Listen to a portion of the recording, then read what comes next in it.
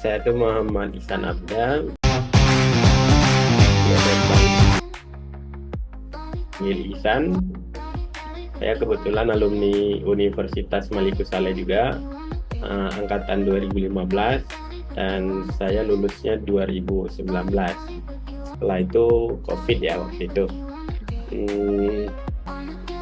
Setelah waktu COVID itu, maka ada yang rangkang pustaka waktu itu. Jadi di tahun 2020 saya bentuk rangkang pustaka melalui komunitas, awalnya itu komunitas turun tangan.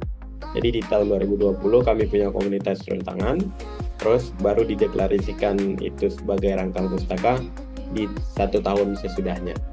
Langsung rangkang pustaka itu tadi Abang bilang itu Abang mendirinya pas COVID. Nah itu apa sih Bang yang memotivasi Abang untuk mendirikan rangkang pustaka tersebut?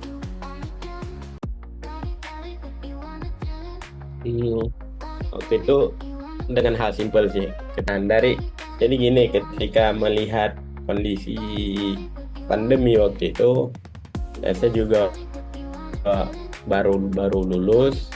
Nah ketika kita masuk ke sekolah juga libur, walaupun nggak terlalu berdampak, akan tetapi kebijakan pemerintah itu sangat berdampak bagi di desa-desa, terutama di Aceh Utara sendiri. Teman-teman bisa melihat tuh bagaimana Aceh Utara dan Lok Sumawe kondisinya seperti apa.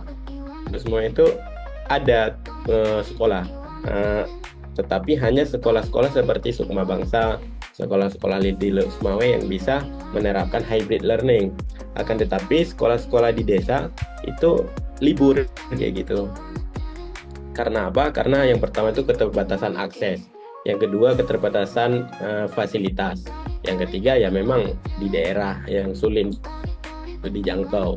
Nah dari itu problemnya, di tahun berikutnya dia udah di kelas 2 gitu. Jadi kelas 2-nya nggak bisa setelah setahun COVID dia kelas 3 lanjut. Nah gap ini yang mau dimasuk pustaka waktu itu adalah untuk mengajari anak-anak yang memang ketertinggalan seperti itu. Jadi mereka ketinggalan pembelajaran selama setahun, dan selama setahun itu di-upgrade, itu di rangkang pustaka. Nah bagi teman-teman yang akses itu adalah adik-adik SD yang di seputaran desa sama seputaran kecamatan. Mereka hadir setiap hari Minggu. Kalau dulu rangkangnya masih ada 3 atau 4 anak kayak gitu. Pada awal-awal itu di akhir 2021, tepatnya 25 November 2021 itu menjadi hari jadi rangkang pustaka. Itu masih ada 3 anak kayak gitu. Dan 3 anak itu yang terus konsisten belajar.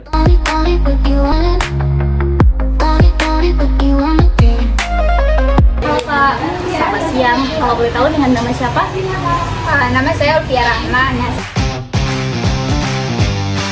Saya tinggal di Menasa Mencat. Saya sedang studi di Universitas Maliku Saleh, lebih tepatnya di jurusan administrasi publik, Fakultas Ilmu Sosial dan Ilmu Politik.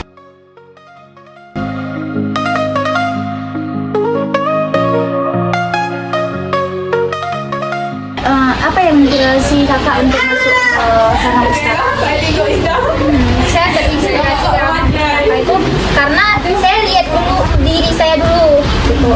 pas saya dulu itu nggak ada nih wadah untuk meningkatkan literasi di daerah sekitar gitu. Ini pas ada di Sarana Pustaka ini kayak tertarik aja gimana nih anak-anak desa di khususnya di Nasa Mechat itu sendiri biar mereka itu bisa meningkatkan literasinya.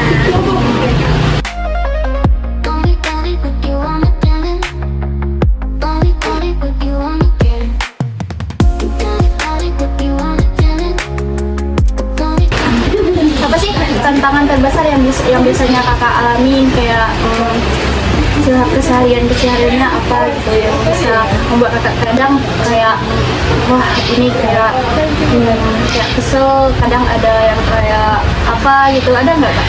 Ada tuh. Nah cuman makin seiring berjalan waktu udah kayak terbiasa aja. Jadi pas pertama itu kayak saya ini mengatur anak-anak yang memang keaktifannya memang luar biasa. Kalau kita bilang bandel, enggak sebenarnya karena memang udah kapasitas orang itu sikapnya kayak gitu kan. Memang susah diatur tapi lambat laun udah bisa kita atur. Apalagi kalau anak-anak di sini kalau mereka udah kenal, mereka lebih mudah untuk kita atur gitu. Lain kalau memang dia nggak kenal baru-baru pertama kita kan tuh omongan kita aja nggak akan didengar 100% gitu. Nanti kalau udah 2 hari kita ketemu sama orang itu udah.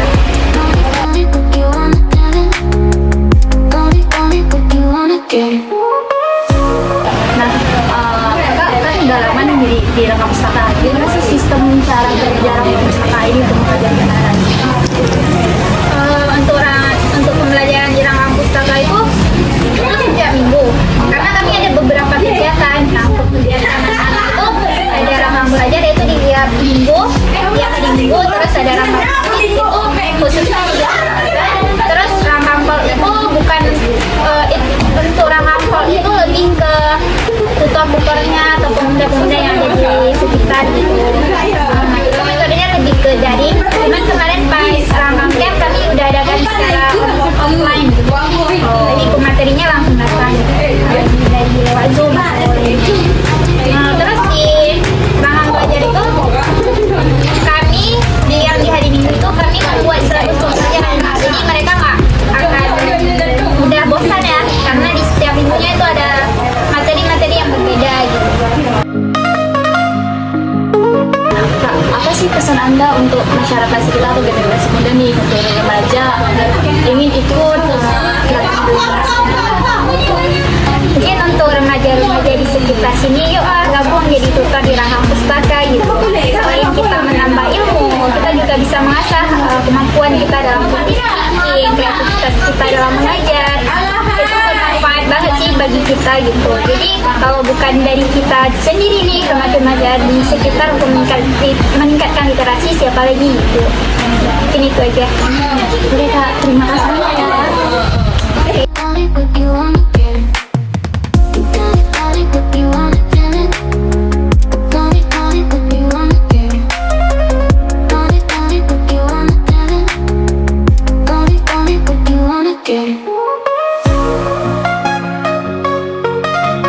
Halo guys, kemarin kan kita udah jumpa nih sama ketua TBM Rangka Pustaka. Nah, sekarang di sebelah saya ada salah satu volunteer dari Rangka Pustaka. Nah, yuk kita tanya-tanya dulu. Halo Miss, namanya siapa?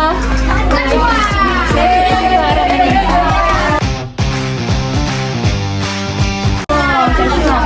umurnya berapa sih? 18 tahun. Tinggalnya di mana? Di Kumpani, tepatnya di desa. Nah, Kak, sejak kapan sih Kakak udah mulai bergabung ke Rangka Pustaka? Alhamdulillah saya udah bergabung ke Rangka Pustaka sejak bulan 1 tahun 2020. Bulan 1. Nah, kira-kira apa sih yang memotivasi Kakak masuk ke Rangka Pustaka ini? Wah, kalau ini menarik ya. Sebenarnya saya termotivasi untuk masuk ke Pustaka karena yang pertama karena saya suka anak-anak. Terus juga melihat Rangka Pustaka ini menyediakan buku, jadi juga tertarik untuk ikut daftar menjadi volunteer karena juga saya suka membaca. Terus dari itu saya suka untuk bermain bersama anak-anak dan juga mengajar mereka, ingin membantu mereka menemukan minat dan apa sih manfaatnya Rangka Pustaka ini bagi kakak ini?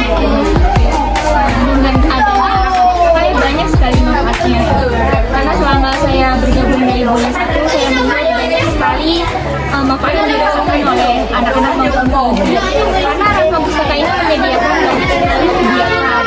Ada juga dari Rakam Tahfidz yang udah kemarin kan ada dijelaskan sama Iqbal.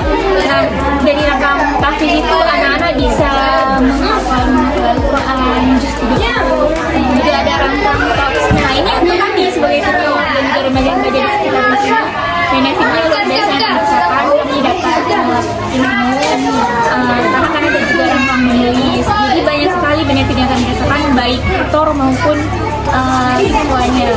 Anak-anak juga banyak. Sekarang kan ada komunitas baru juga kan, Panya Sastra. Nah, jadi di Panya Sastra ini anak-anak saya lihat banyak terasa untuk menarik dan mereka bisa sastra aja. Menurut saya banyak yang dirasakan baik tutor maupun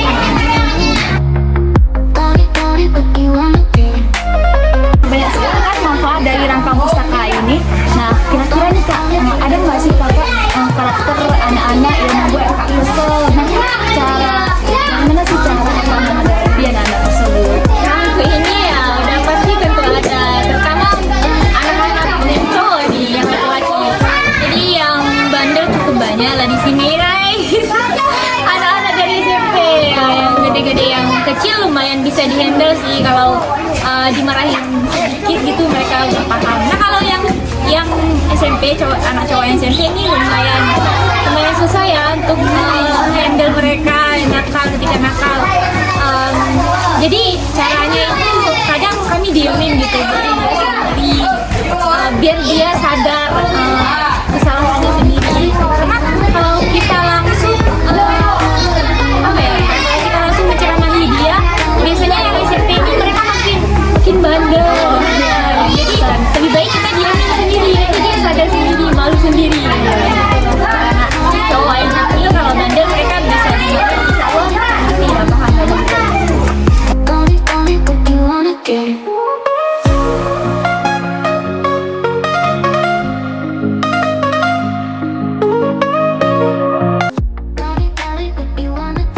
Nah gitu guys, nah kira-kira ada nggak Kak pesan untuk remaja-remaja di sekitar sini biar mau bergabung sama Rakam Pustaka?